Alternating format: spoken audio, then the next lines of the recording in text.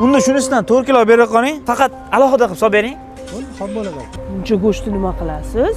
Boradigan joyimiz ko'p. Menga qarang, nima gap o'zi? Tinchlikmi? Keyin bilib olasan.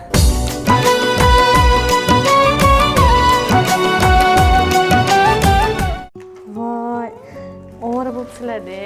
Voy, ovorasi bormi, qo'shni? Rahmat, ichkariga kiringlar. Shoshtiruvdik. Keyingi safar xudo xolisa qo'shni. Ha, bu beva qo'shnimizga jam mehribon bo'lib qolibsiz. Sal o'ylab gapir. Bo'pti, hozirlashdim. O'zi nima bo'lyapti? Lavozimingiz oshdimi? Yo'q. O'zi nima yangilik aytasizmi? Uzr Ochil aka. Men palakat bo'lib qolib, kiraga ham chiqa olmayapman. Sizdan olgan qarzimni ham bera olmayapman. Birinchidan, men qarz so'rab kelganim yo'q. Hol-ahvol so'rab keldim. Ikkinchidan, bitta amakim o'g'lisan. Bitta shaharda yashab, bir-birimiz bilan ko'risha olmaymiz.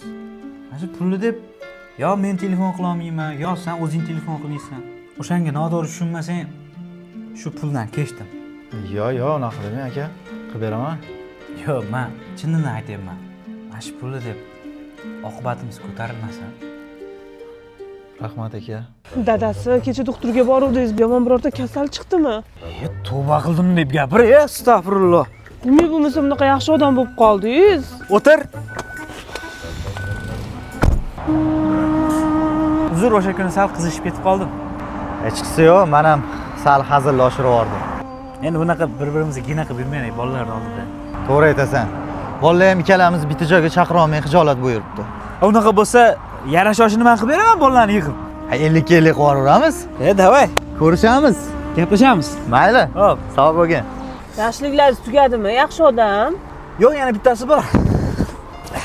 Bu senga. Rostda. Ha, behazil. Anchadan beri niyat qilib yuruvding-ku. O'shanga bir xursand qilay dedim sen. Rahmat. Endi aytasizmi nima bo'lganini? Vahima qilma, hech narsa bo'lgani yo'q. Ramazon keldi-yu.